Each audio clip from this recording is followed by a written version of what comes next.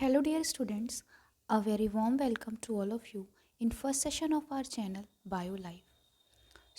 आज के सेशन में हम लोग पढ़ने जा रहे हैं क्लास 10th का पहला chapter life processes. Let's get started.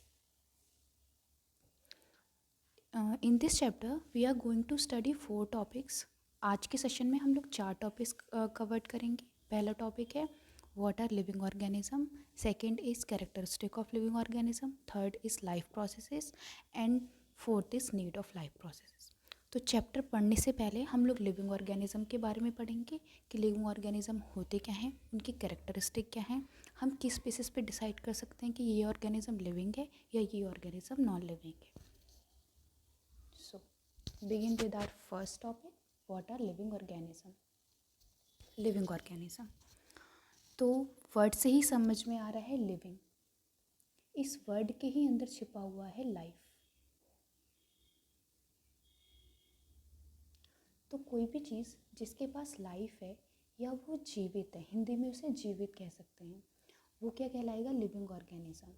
तो इसकी डेफिनेशन भी यही आ जाती है कि something which is living is said to be alive. It means जीवित इन हिंदी. हिंदी में हम उसको जीवित कहेंगे, इंग्लिश में हम उसको अलाइव कहेंगे. तो कोई भी चीज़ जो अलाइव है उसको हम क्या कह सकते हैं, लिविंग ऑर्गेनिज्म.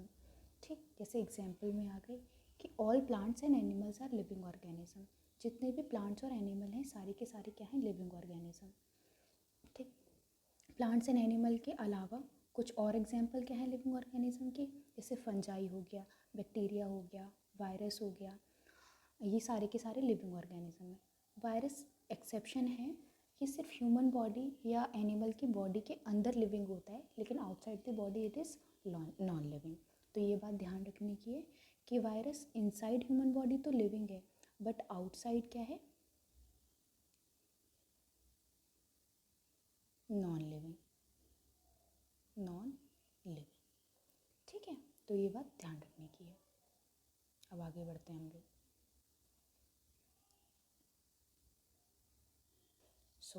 अब हम पढ़ेंगे लिविंग ऑर्गेनिज्म की कैरेक्टरिस्टिक. हमने पढ़ लिया कि लिविंग ऑर्गेनिज्म क्या होते हैं.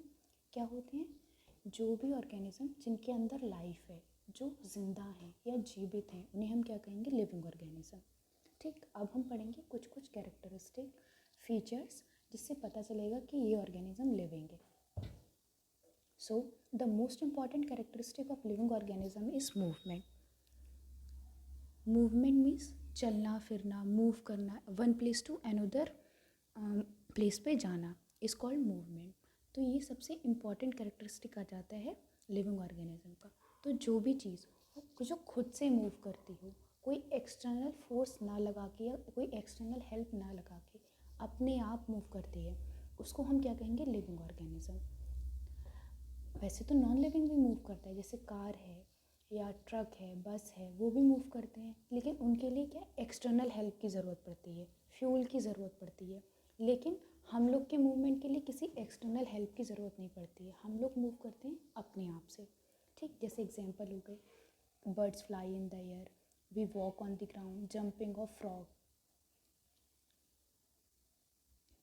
ठीक है, फ्रॉग जंप करता है, हम लोग ग्राउंड पे चलते हैं, बर्ड्स फ्लाई करती हैं एयर में. ये सारे के सारे एग्जांपल हैं मूवमेंट के. और ये सारे के सारे एग्जांपल कैसे हैं कि बर्ड्स जो है एयर में फ्लाई करती है अपने आप से, कोई हमें एक्सटर्नल फ्यूल नहीं डालना पड़ता है उसमें, हम लोग वॉक करते हैं ग्राउंड में अपने आप से. फ्रॉग हो गया, कोई भी ऑर्गेनिज्म हो गया, वो जंप कर रहा है अपने आप से. तो ये सारे एग्जाम्पल किसके हैं, मूवमेंट ऑफ लिविंग ऑर्गेनिज्म. कुछ और अदर फीचर्स पढ़ते हैं हम लिविंग ऑर्गेनिज्म के. जैसे सबसे पहला, ये पहला पढ़ ही लिया था हम लोग कि लिविंग ऑर्गेनिज्म अपने आप मूव करते हैं. ठीक, मूवमेंट. मूवमेंट क्या हो गया, वन प्लेस टू अनदर, और उसी प्लेस पे रह के मूव करना इज कॉल्ड लोकोमोशन. ठीक है. Second is living organism can increase their size. ठीक है, टाइम टू टाइम जैसे जैसे टाइम बढ़ेगा लिविंग ऑर्गेनिज्म क्या करेंगे, अपना साइज़ इंक्रीज़ करेंगे. ठीक, अगर वो शुरुआत में 1 सेंटीमीटर के हैं तो 2 दिन बाद 2 के हो जाएंगे, 3 के हो जाएंगे, 4 के हो जाएंगे. एक पर्टिकुलर टाइम तक उनका फिक्स होता है कि इतने तक ही साइज़ बढ़ना है, उनका साइज़ बढ़ता रहेगा. ठीक, third one is living organism need energy in the form of food and water. अपनी अपने प्रोसेसेस को परफॉर्म करने के लिए लिविंग ऑर्गेनिज्म के लिए एनर्जी नीड होती है। ठीक, एनर्जी वो मिलेगी कैसे?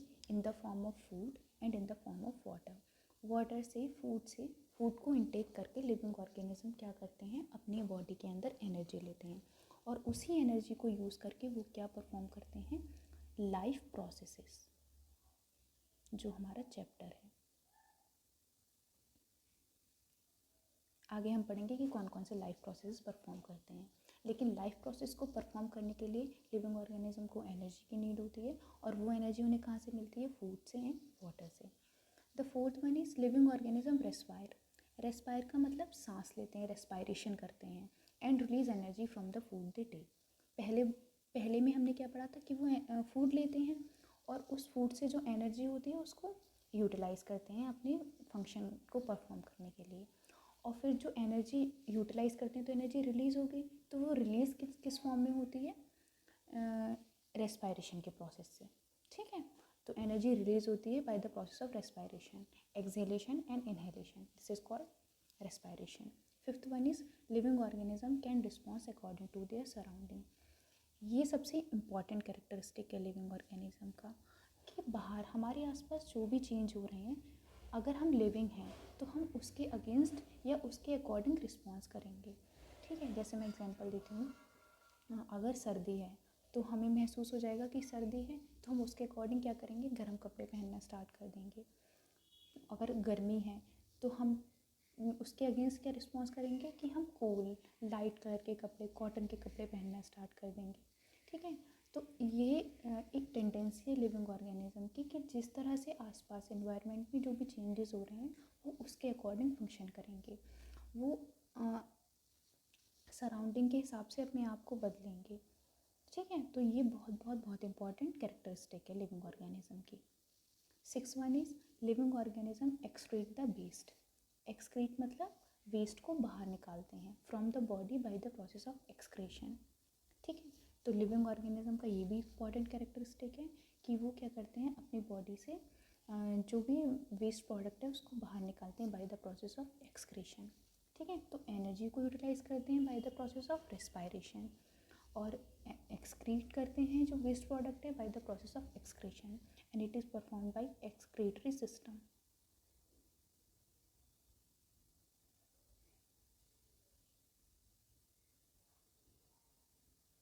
ठीक है, और रेस्पायरेशन रेस्पायरेटरी सिस्टम।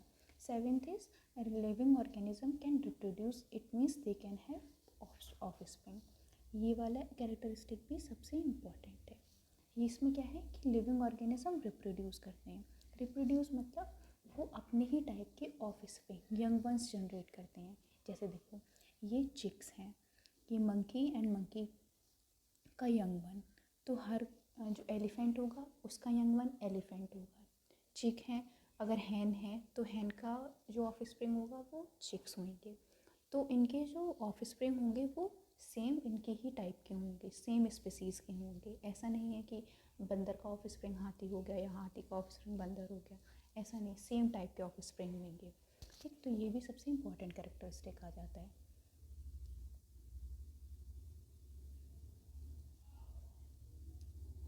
ठीक, reproduce, excretion, reproduction, excretion and then respiration, energy का ट्रांसफ़र, ये सारे के सारे लिविंग ऑर्गेनिज्म के इम्पॉर्टेंट कैरेक्टरिस्टिक हैं।